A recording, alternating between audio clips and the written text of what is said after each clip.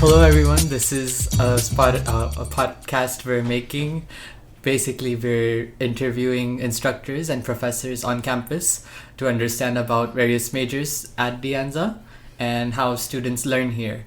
So today we have instructor Mike Appio. Mike, can you tell us something about yourself? Yeah, I'm the instructor of the DM department and the department chair. I've been here about 22 years teaching. Before that, many years I was a student here many years ago through a program. Worked at the National Aeronautics and Space Administration out here in Mountain View for off and on for 15 years, along with some other jobs in the area in the medical business. Had my own shop for about 10-15 years also, doing primarily work, like I said, in the medical industry, which is very big here. So aerospace, medical, automotive. I've been involved with it for many years. Yeah, when I was researching, I learned that you're actually an alumni of the Anza. I am. So I think you did your classes in 1984? I did, and then 84, yeah, it's a long time ago. We graduated in 84, and back then the valley here was quite a bit different than it is now, 40 years ago or so. But my degree is actually something called tool and die making, which is not done in the area anymore, but it was very valuable here, because if it wasn't through the Anza, we wouldn't have been, I wouldn't have been working at NASA, and probably wouldn't have been back here too. So kind of made a full circle.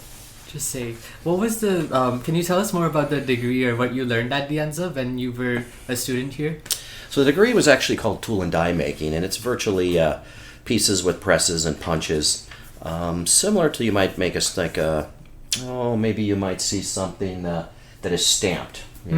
A press stamps it. So we used to make the tooling and the dies for punch presses, and a lot of key blanks, things like that were made like that. Now a lot of it's done. Was it similar to industrial design in some ways? In one way, because many times we had to design the actual punch to make it work. Okay. So not only build it, we had to do a design on the tools needed, the punches needed, the springs needed, and many other things. So we did have to do some of the design, not so much on the part. The part, we would give you the part, you know what it is, but we would have to design something to make the part. Interesting. And think of it as a big punch press. It just hits like 5 ton, 10 ton, 20 ton, and just spit. I guess the easiest thing used to be a company, Schlegel Lock, used to be here, pretty popular. But just think of a key, how it's made. Right. It's not cut out. It's just stamped. There's a design made, and then how did you discover that was an interest that you wanted to go into? It's unique because things have changed in the valley so much. They had programs like this at high schools when I went to high school. So if you wanted to operate equipment, machines, things like that, they had high school courses, electives doing it. So I did it in high school, and then I came over here and did it too. And then we had an automotive type shop where we had mills and lathes too. So I just kind of did it. Just been doing it for many years. So you were introduced about it through high school. In high school, yeah. Unfortunately, the high schools don't have these programs anymore. No. And they might have wood shops, something like that, but you don't see robotic teams, which are popular, but you don't see machine shops and things like that. So people's first experiences here at the Anza. So after your education at the Anza, you worked directly at NASA, or did you? I was an intern at NASA while I was here, and then about 2 years. Then for about 6 months, I became a contractor, and then was a NASA civil servant, all in the same building. I didn't go anywhere, so I just kind of went through the stages. Right there. We did a lot of nice work. We did models, wind tunnel models. We supported the aircraft out there. Once again, mostly making and fabricating, parts, pieces, anything they needed to run the wind tunnels or the aircraft. There's many questions I want to ask you because about the major that you teach, about all the softwares and all. One thing that I want to mention is that actually we heard about your accomplishments through the award that you got, which was the Star Award, which was given by let me just check here, Cupertino Chamber of Commerce. Yeah. So they had awarded you as the Educator of the Year. Yeah, it was nice. It was a nice event. Yes, it is through the Chamber of Commerce. Does it? They do it for, I think, an instructor, or does that be an instructor, a person also Right. that works at the Anza, and then 2 high schools, fire, police. So it's kind of nice. So the award was surprising. It was a great event. It was a nice gesture of the college. Yeah. How did you get back into teaching? Because I heard that you had started teaching again in 2003, or that was the first time you started teaching. I used to teach an apprenticeship at the NTMA, and that was in the 90s, so I just did it at night. I did a few classes. Okay. And then over at San Jose City, I used to substitute for classes there. And then somebody was leaving here as a part-time and asked me if I wanted to do it, and I just started part-time for 2 years, and then a full-time thing opened, and I thought, it's okay. I think I'll... And then you were here for 20 years, more than 20 years. Yeah, 2003, yeah. Yeah. It seems like, doesn't seem like that long. It's fair. in some ways. Some ways it does, some ways it doesn't. There was many things. I mean, I have things written down for the winter classes, which are also like classes you take in, I think, fall. Some classes like manufacturing, CNC tech. For programming, there was another for machining, and then there were levels to these. Yes. Then there's also CAD technology, and then all these different. I'd have to ask for clarification, but Creo, parametric. So how it works? The program is it's advanced manufacturing, but it covers machining, CNC machining, CAD program, and then a 3D printing program. Right. Now, even though it's all one department, we have various degrees in different areas. And then we have degrees that cover multiple classes over all areas, so Right. to be complete. But you get a certificate, you get a certificate of advance. I always recommend people get a degree while they're doing this. But in the CAD, we have Creo, we teach NX, we teach SolidWorks, a little bit of the Autodesk Inventor product. CNC, obviously, we do Mastercam. That's a CAM, not a CAD product. And then the 3D printing building that was completed about a year ago. The one that you were talking about earlier is pretty advanced. Probably, I think that the 3D printing lab we have now is probably more advanced than a majority of four-year universities. I would say that. About that, I would like to mention that it was, I read that you had gotten a grant for it, like you'd secured a grant from the Haas Foundation. We did a couple things. So in 2018, we secured a grant, or more like a donation, from the Gene Haas Foundation for $1 million, and that was used to update facilities and pretty much what we wanted to use for. We couldn't buy machines, of course, no machine buying, Right. but facility stuff and building and adding on and tooling and all kinds of different things. The obvious one is that since that person's foundation gives you money, you can't buy their product back with the money they gave you. Right. So it's Haas Automation. So the foundation gives you money, but you can't use foundation money to go turn it around and give it back to them to buy equipment. You might have some law problem. So that went a long way, and we still use it. We still buy. I still have some left of it that we still use when we need things. For around the shop, accessories and things like that. And then we also are doing. And then after that, just about 2 years ago, we got a NSF National Science Foundation ATE grant. There was I think more than $500,000. Yeah, $525,000. That one was pretty much to do professional development and create curriculum in 3D printing, multi-axis CNC machining, and we're currently working on another program we started a while ago, but we're going to expand is robotics or industrial automation. It's going a little slower, but because of time, but we're going to start an industrial automation program was made. So it's similar to, I don't know if you could, like a system that goes around and would build it. The system that I may be referring to built a phone. So it went in different like a conveyor belt type, much more advanced, and it builds the phone automatically as it goes around to the end. Oh, okay. So that kind of automation there. So PLCs. I understand. Mm-hmm. Yeah. So for assembly, for example, we went to a college down south and agriculture. So that's how they put together the salads you buy. Right.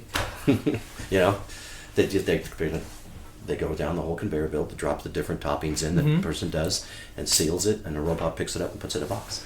So I'd assume that there's a lot of different stages to that process of making it. So because I'm a little new to it, how does it work? And to be honest, this is an area I've spent a lot of time in manufacturing. This is an area too that, we've always had robots that could pick up parts and put them in a machine to cut them and back and forth and run.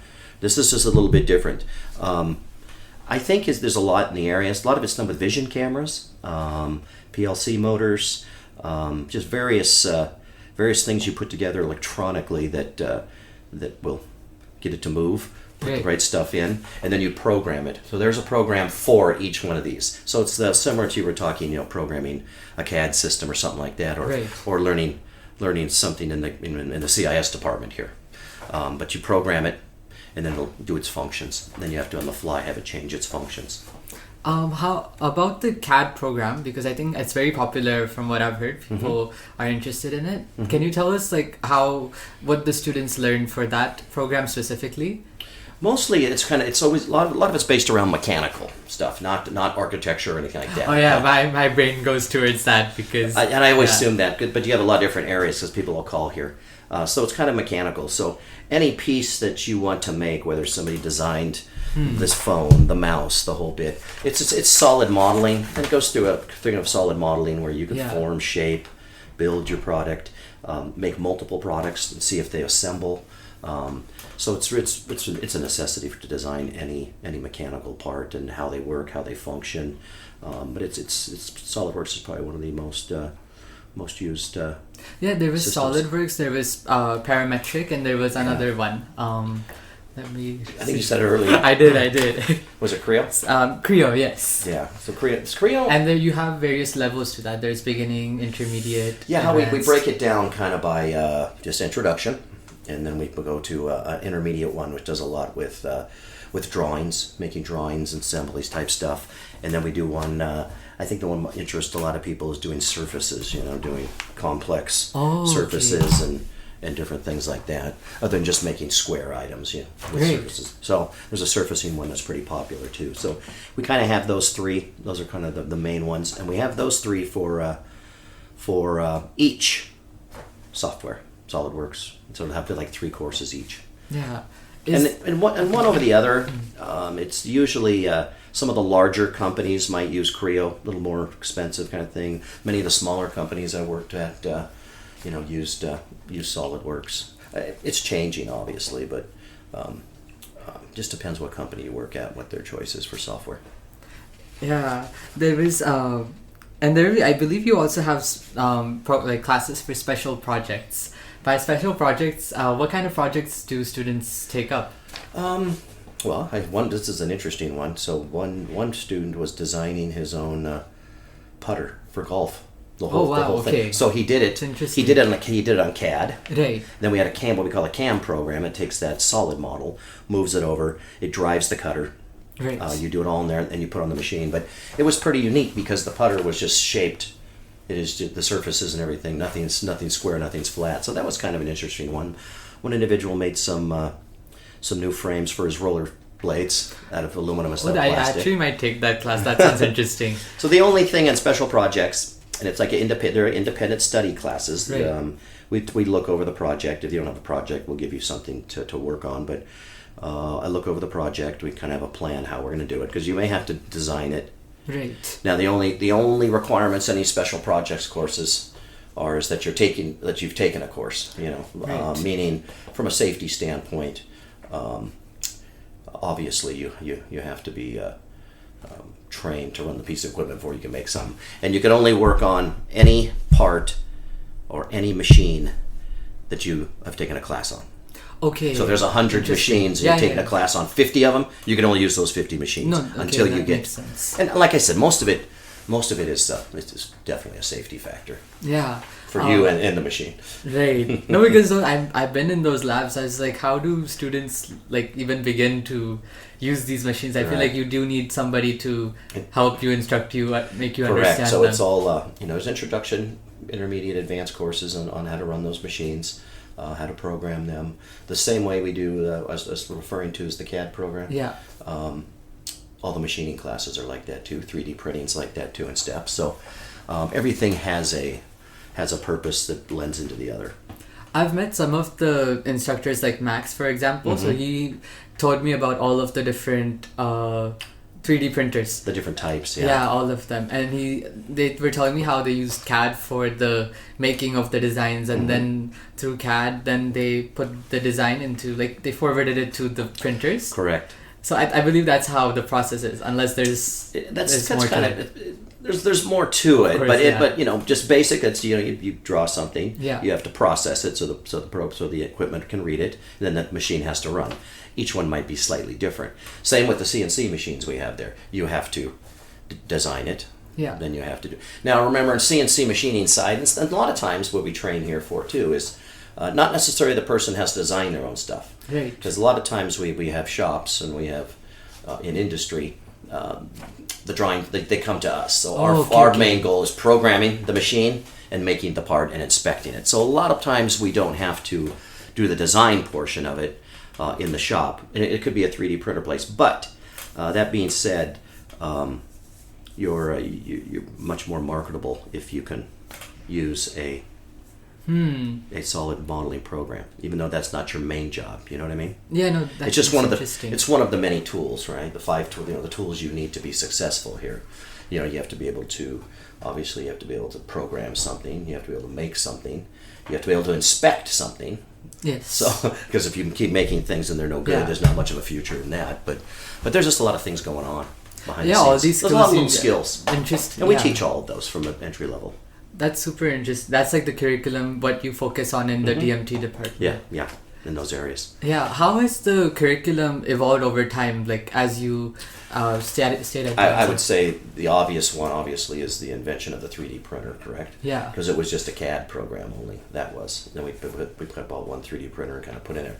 The machining, none of the machines, if you would have been at this college, 30, 40 years ago as it evolved now, there wasn't one computer numerical control machine here. Whoa. Each machine was run by hand. Right. What we call a conventional Bridgeport, conventional mill. So over the years, you've seen the CNC machine starting. And here, when I got here, 2003, there was only 2 of them. I think we have like 18 of them now. Yeah. And with been a lot of support for the program, probably no CNC machine is probably any older than, I'm going to say, 5, 6, 7 years old. That's it. And they have a 20-year lifespan. So we've replaced almost everything since I've been here, mostly in the last 3 years. For like some clarification, CNC stands for? Computer numerical control. Okay. So you might, if you were doing from a history point of view, it used to be called NC programming, numerical control. There was no computer on it then. Okay. So it ran by a paper tape, a punch card. It virtually ran by a tape. You put it, like not a cassette, but a reel-to-reel tape. If you could, from music was like that. Documents were stored that many years ago, where it had a big round part this side, and the tape would go this way. So they would make the tapes, and then that's how the machines would run. But that was already in the by the late 70s and stuff. You were seeing computers, but it actually had a computer on one, or what they called a numerical type machine that MIT worked on with the Air Force in the 50s, and they showed the controller. The controller now is as big as this laptop, right? Yeah. You see it hanging on the machine. They showed back there, it was what they're at now. For a controller, it's about roughly 15 by 24 at the most. Okay, at the most. That's big. A lot of them are smaller. When they first started, probably 50, 60 years ago, they had to have 7 refrigerator size electronic units to do what they do now. So the level of change that has come in computers and just automation is not crazy. So the computers obviously have changed what they can do over the last half century here, right. And then and what they can control. So then we can make the machine more advanced because the computer can do so much more. And when I say computer, it's attached to the machine. It wouldn't be much like a laptop type. Yeah, it's like a computer. Part of the machine. Yeah, it's the software that knows what to do to run the machine and to do some different things, and you feed the program into it through the internet. Yeah, this is something new I'm learning because I mean I'm not fully well versed with those machines yet. That you have to program them first. I just assumed that these machines know what to do by themselves. You have to program them. You got to tell them what to do, and if you tell them what to do is wrong, they'll do the wrong thing too.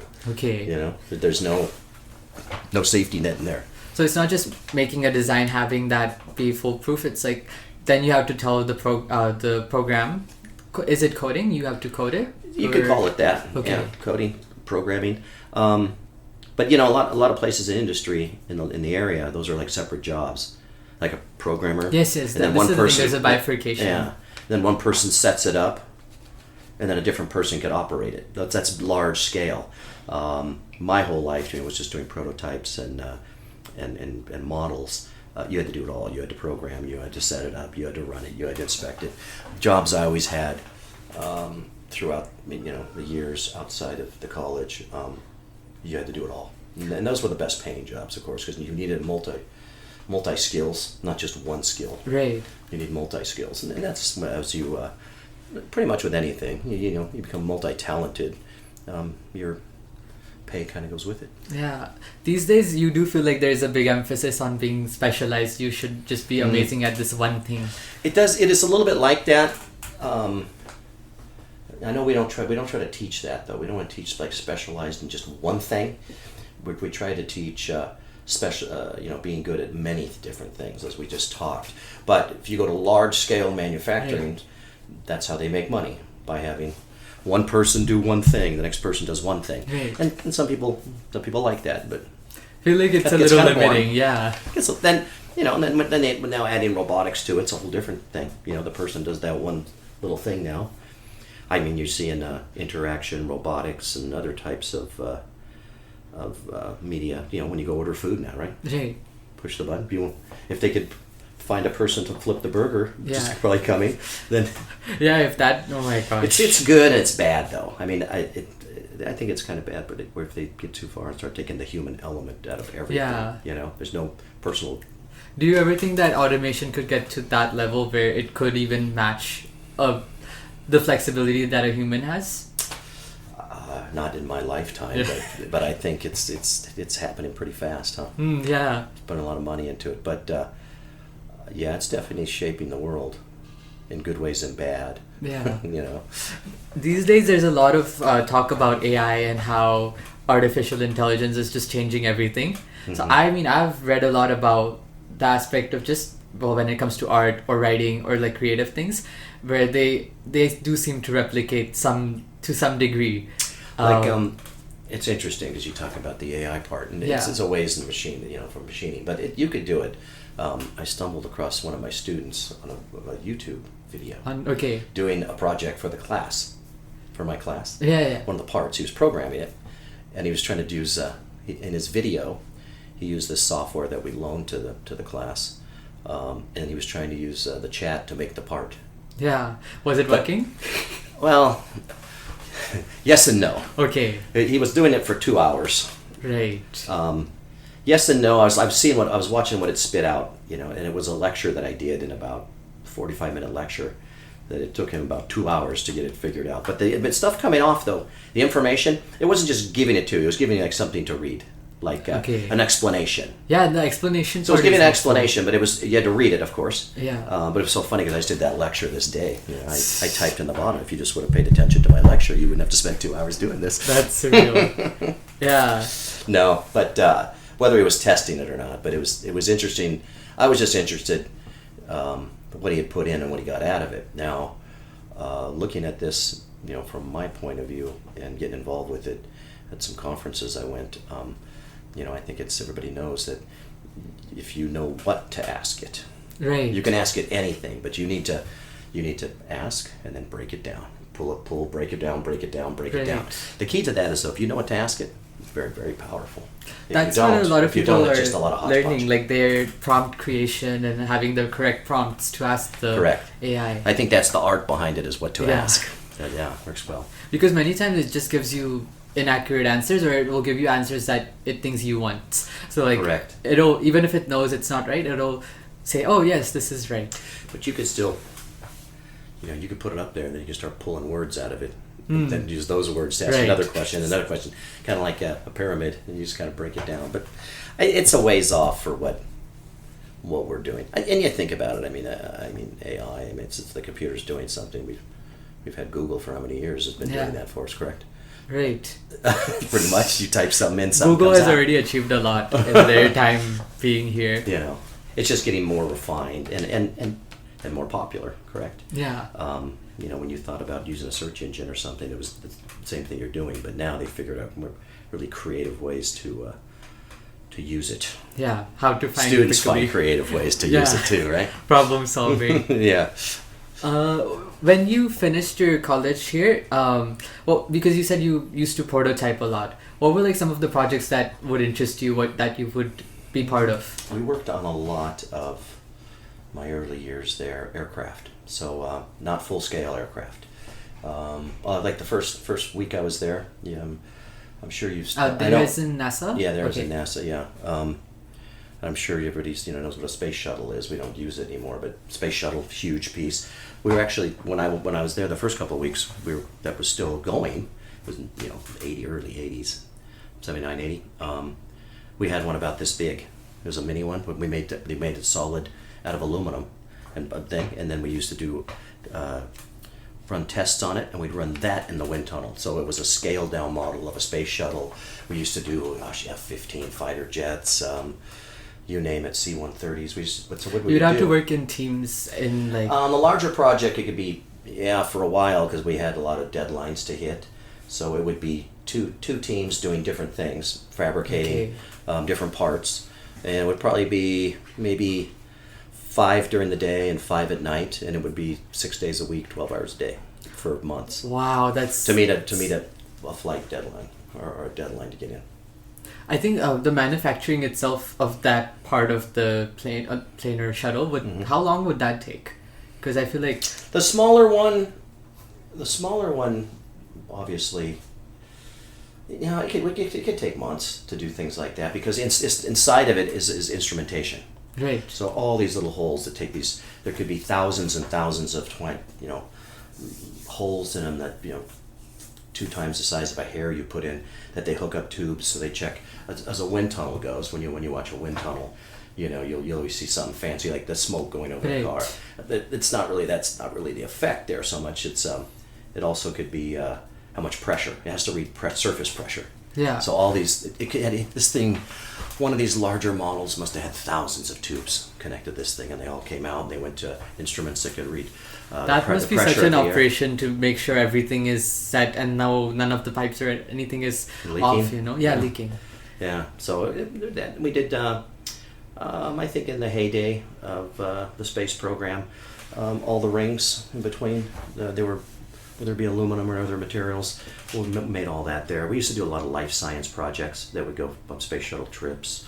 So a lot of it was interesting, and we also had to do some repairs. If something broke in a wind tunnel mechanically, a blade or something like that had a problem, they'd take it out and give it to us, and we'd have to fix it up. So I think the aerospace part was probably the most interesting. Yeah, you said that you also worked in healthcare.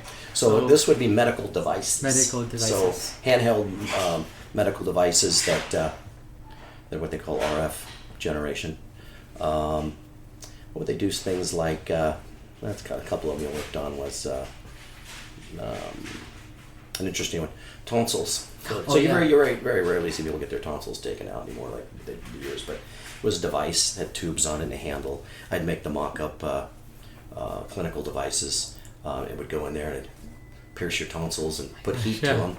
RF generate. I can only imagine like the design process for that. How did you? Well, it's interesting how you try it. How this works, because they used to have someone.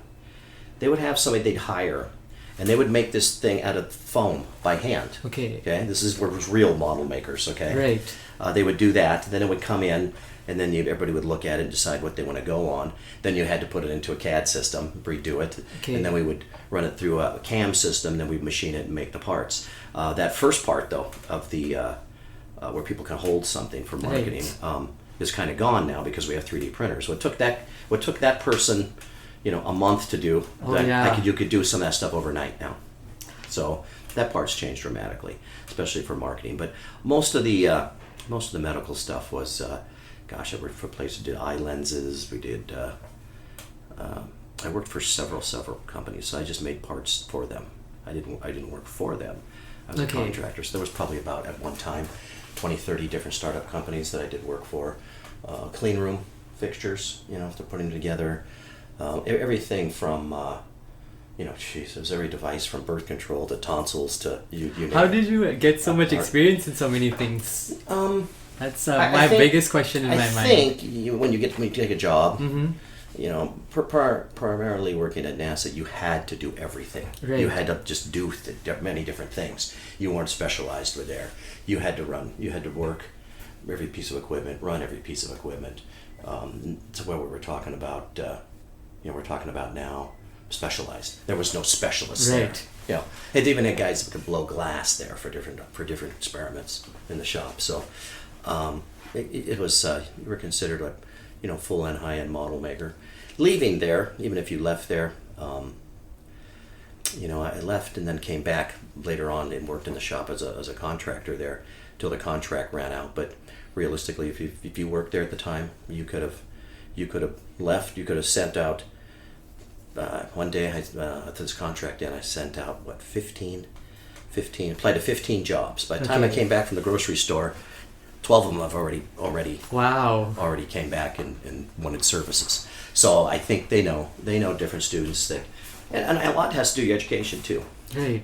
Because many students have an advantage here because just the reputation of the program is good. I used to be cool because Craigslist not used as much for jobs as it once was. There's other things, Indeed and other things, but LinkedIn took up their position as that. Yeah. So, but at one time, you would see jobs on Craigslist. It's probably mid 2000s, something like that. They would say at the bottom, Anza students preferred on job. Wow, things, no way. Yeah, that was pretty cool. I kept some. Okay. I kept some of theirs to show, where we're at, what we're doing. But technology changes. The DMT program, then it's a regional powerhouse, and almost in the South Bay at least. It's pretty well known. We are one of. I used to be at one time one of 3 facilities in the country that teach teachers in the summer.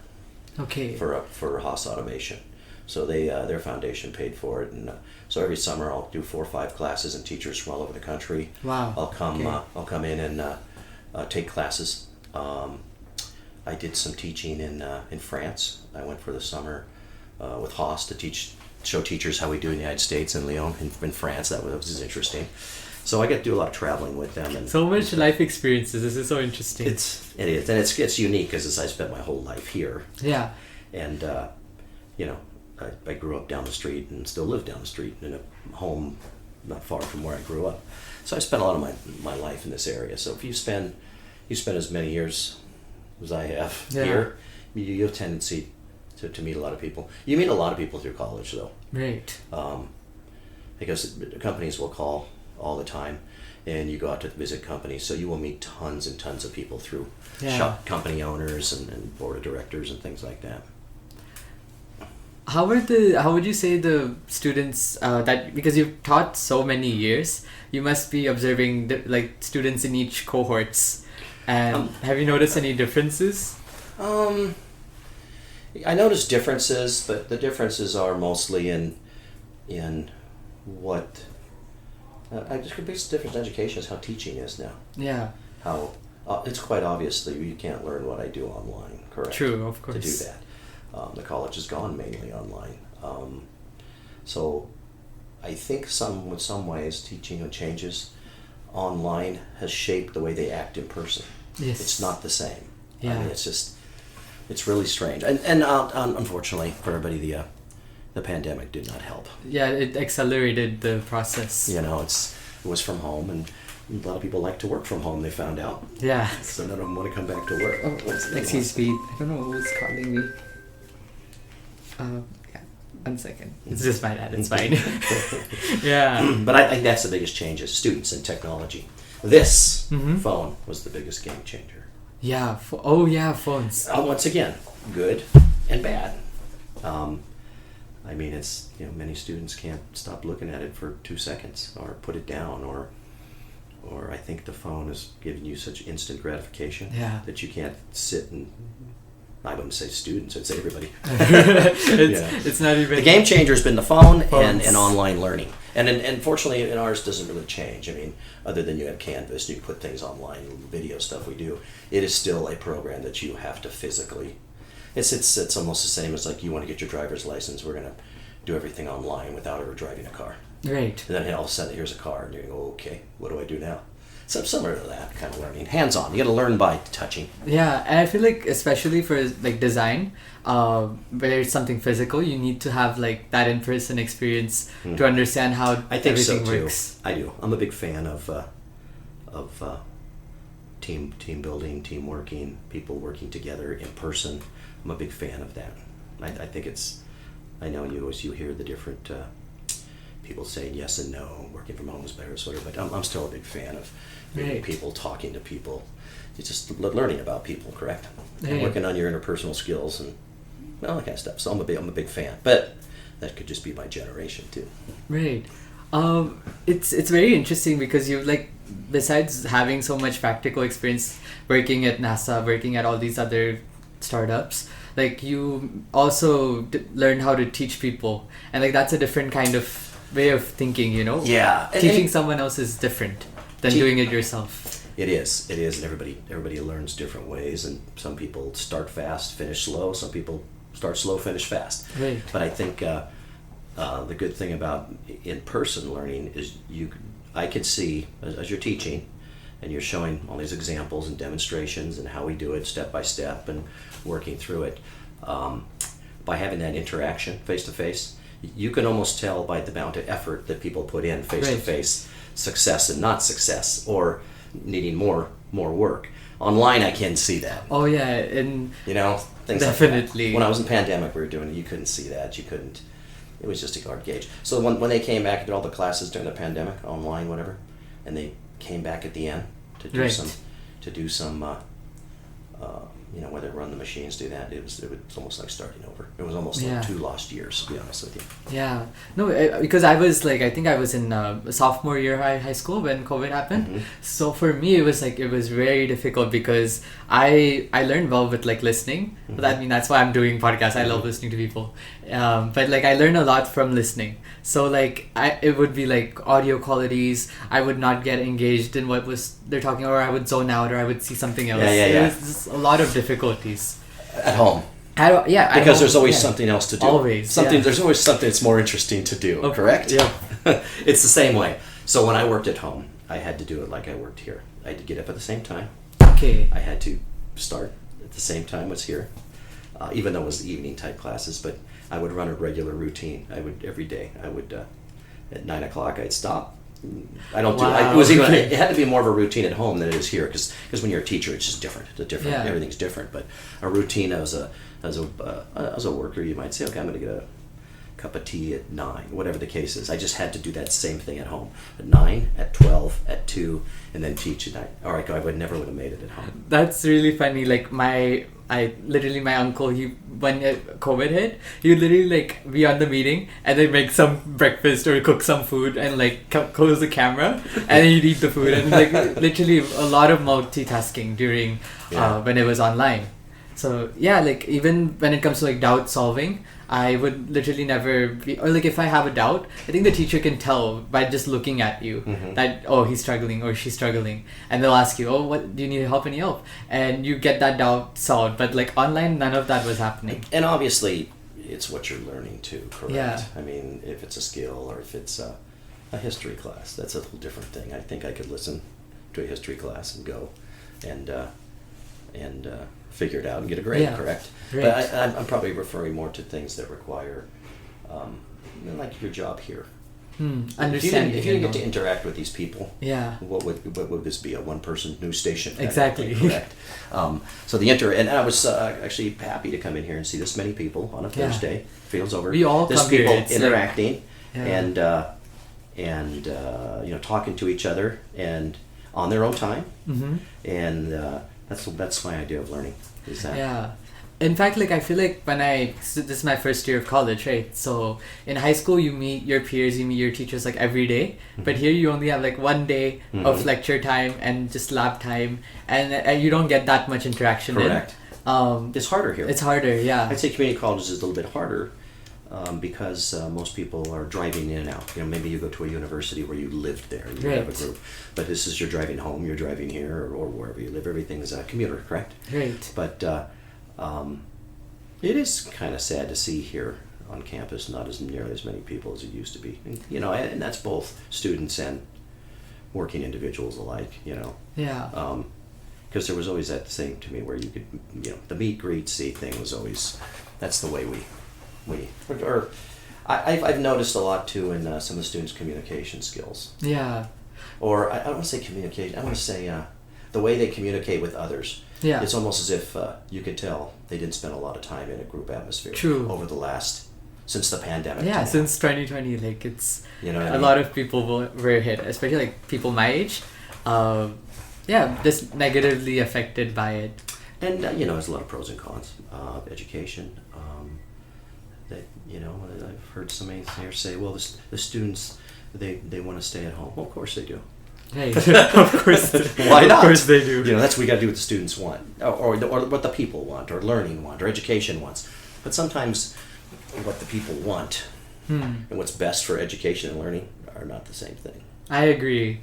Like having that like decision of coming to this location, sitting with these same people, learning, it's like commitment. And when you commit to something, you put more effort in. It would be, I guess, the best example here. I walked in. Now we're sitting here. I guess we could have did this on Zoom, huh? Yeah. But how? And I would have been sitting in my office, and you would have been sitting somewhere else. Yeah. And it just would have been like exactly. Nothing. Correct. Correct. And then it's nice to see people's emotions when they talk. You Right. can tell if they're sincere. You can tell if you can see what. Am I doing well? I think I'm trying my best. It's unique. Communication, education. It's just some people are totally different right in an email. The way they're talking to you.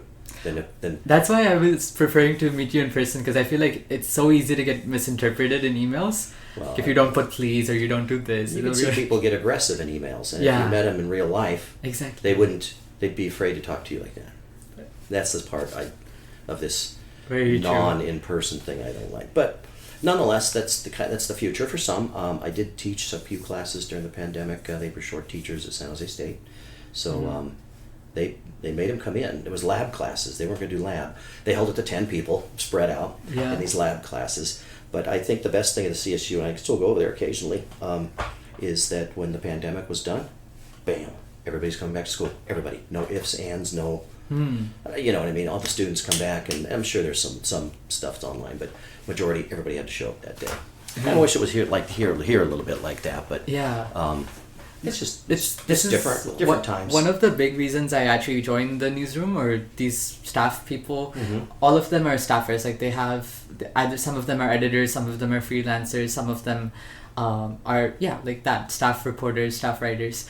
Is because like you get that consistency of like doing something, being part of something, which at least I don't feel like in my other classes you would get that much of, like the interaction, you know. No, and I'm sure you've taken some online classes at the Anza, yeah. You take TBA classes, so. But you take both in person and online. Or? No. I decided I'd only take in person because I feel like online I just don't put that much. It works for some, doesn't work for others. Yeah. That doesn't, you know. I'm with you. It's just kind of like you're watching. Exactly. And but it's okay. I mean, to each their own. But much of a in-person individual. Are there any like steps that you took after the pandemic, or any just even in general, to like make your class interact more, to be more? We kept some of the things that we did, like near the end, we were able to come in, just the teachers, and not make videos so much, but do like live demonstrations with TVs. Okay. And you know, on equipment.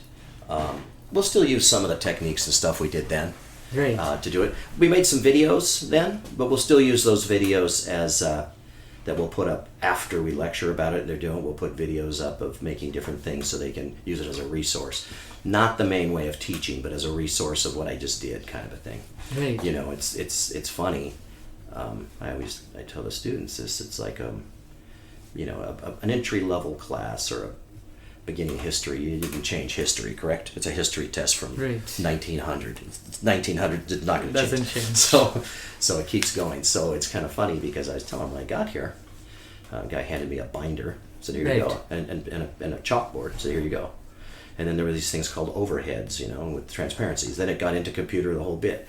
And I was laughing with one of the teachers because these keeps going. And you may make videos, you make all this stuff, he demos it on a screen, does all this stuff. Right. And I go, the test is almost the same as it was 20 years ago, this beginning test, safety. I said, the test scores were better then than they are now. And that's all I did as a lecture. There's no difference with what we gave them for information and the test scores. And I will say when I say the questions are the same, meaning, a phone's a phone, right? Kind of a thing's beginning phone, a drill is a drill, tool recognition.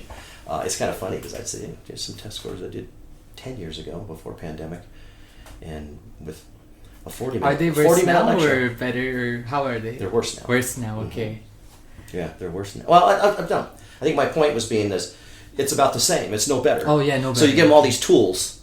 True. And nothing changed. Had nothing changed. I think what changed was, I don't have to listen to this lecture. I'll zone out because I can just watch it on video. Yeah, that's a big. So there's a lot of things that I see in our area that don't work, but we support them with some video. We support them with everything. You got 5 ways. Give various options. 5 ways to figure this out. Yeah. And then if you need to. If you have a problem with a piece of equipment or something, you can just take your phone and just watch the video demonstrating the piece of equipment. And in that case, you don't have to grab the instructor every 10 seconds. No fair. So that stuff's that helps too. Yeah. To do it, but it's definitely changed. People have changed, but that's part of life. You know what I mean? When you get older, it's like things change. It changes. They all change for good. Yeah. Whether you think so or not, but. Change is good in people, and if they can't change, then that's a problem. They're gonna have problems. To do that. But other than that, it's been very successful here. It's a great school, great college. That's great. Program's extremely successful, well known, and we're just gonna go from there. We expand. What future plans do you have? Well, that's the same. Like where have we expanded? We used to all machines were by hand. Then we went CNC, and then we have these elaborate. You had a low-level CAD system. Now we got these elaborate CADs. Things just keep growing.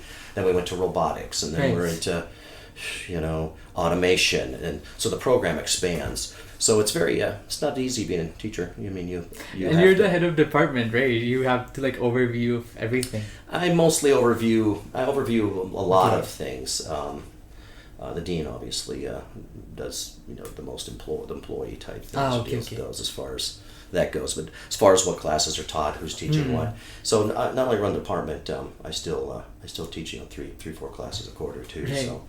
So I've always taught. So there's a lot of work over there to do it, but it's going well. That's super interesting. Maybe a few more years, that might be it. Yeah. How much? Because you've worked for so long, I was just imagining it must such a big commitment, and you must really enjoy your job. It's a unique job. I mean, it's never the same day twice, right? Yeah. Kind of like this is never the same day. It's different people, it's different things. It can be the same class, and even the same class is never the same twice with people because people in person, right? Right. That's different, variable. Yeah. So it's interesting. It doesn't have a set schedule. I mean, my schedule's kind of unique. You have to be here in the morning, then you have to be here at night. But but it offers you a lot of. It just keeps you sharp. Teaching, you have to learn a lot to teach, correct? Yeah. I tell you, probably a lot of people when they start teaching really don't. You thought you knew a lot, but you really learn what you really know when you start teaching. People start asking you questions. It's kind of interesting how you think you don't know as much as you thought you did when you start doing it. But you learn fast though because you have to figure this out. That's what I've experienced, that if you study something, it only gets refined if you teach someone else, because you're correcting your lack of gaps in your knowledge. As a student, I'll have students help students. That's a good thing there. But it's you really don't know the material until you could show someone else how to do it. Yeah. Correct? Right. And that's what I tell the student, So if you could show them how to do it, then you know the material. Yeah. I didn't want to ask you the typical questions what is your advice you give to students? I typical, but That is true. I feel like you would have some really good insight into what students should do, attitudes they should hold when they're doing something as intensive as design and manufacturing. Yeah, it's funny because everybody's different, so Yeah. you could give different advice for different, since manufacturing is so broad, Mhm. you could give different advice to different people as you talk to them, as you spend 3-4 classes with them, Right. and you want to see their direction, you see what their skill set's better at, whatever. So you would give them, different advice, like, areas I think you should be looking at for employment, design, whatever. So we'll work that out, but it has to be different advice. But, I think the biggest thing is, in this day and age, there's 2 questions that the employer will ask me about a student. One, it doesn't matter if you can run the machine. It's are they on time, and do they show up every day? That's the first 2 questions they ask. First 2 questions. Wow. Mm-hmm. Timeliness is. And I didn't realize that. I said with them, I didn't realize that was a problem. Yeah. That's what they ask, and then, but you could, I want them to be there on time. I think that's what it's funny. I think that's what online also has done. Yeah. There's no sense of time. Like someone will come walking in the class like 45 minutes late. It's like no big deal. It's like, this is not an online course. Right. So you got to teach them a sense of, responsibility. You just got to be responsible for yourself, correct? Responsible. Think for yourself. Yeah. Responsible. That'll be fine. That's one of the things like I'm learning here as well in the news, because like if I have to make a graphic or like some 3D graphic, something, I have another person who's waiting on me to publish their article, and now I have to get this done at night, and like there's no other excuses. I have to finish this. Right, and that's how this business is that I'm in. In the work you every time somebody comes with you something to make it, they want to know when they're going to have it. You got a deadline. You got to hit a deadline. So it's very. It's a very fast moving kind of world in manufacturing a little bit, through the whole thing. Great article on, just came out, from San Jose as being, as far as advanced manufacturing in general. And you wouldn't think this from living here, is it's number 1 in the country. They did a rating, really? 100 points. It was San Jose, and then, believe it or not, Tulsa, Oklahoma, one in Indianapolis, LA, but this was it employs roughly what we do just in San Jose now. Yes, San Jose. There's like 77,000, manufacturing workers, and it's the index, they call it, living, wages, that kind of stuff. So it was number 1 in the country with San Jose, and we don't think of this area as being manufacturing. We think of we think it as tech. Yeah, IT tech. We think it as Microsoft originally, Apple, Google, the whole bit. So it's kind of interesting. Yeah. It's interesting when it does that. Actually, a lot of these companies, even Apple, they have manufacturing lines, and all these. I mean, it's very technical. Yeah, and Tesla obviously too. employs a lot of people out there too. Yeah. Assembly, but there's a lot of machinists and assemblers, and the whole manufacturing thing is going good. So that's kind of about it. I'll attach this article. Definitely, yeah. I'll send it back to you. I'll put it in the show notes, apparently. You're actually our first guest, like we're first interviewee. Oh, this is a new deal? New thing, yeah. I thought, it would be really interesting, because I think I like listening to things, right? I like to have more information. There is this whole thing, Rate My Professor, if you've heard of it.